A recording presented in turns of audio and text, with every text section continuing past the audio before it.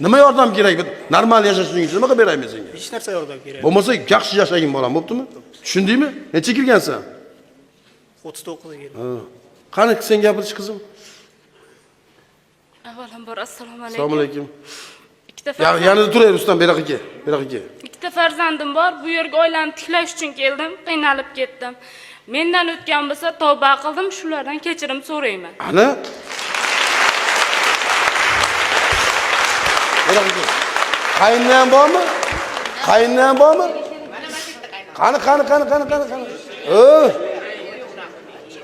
Ya sizniki kerak, bizga asosiy gap sizda.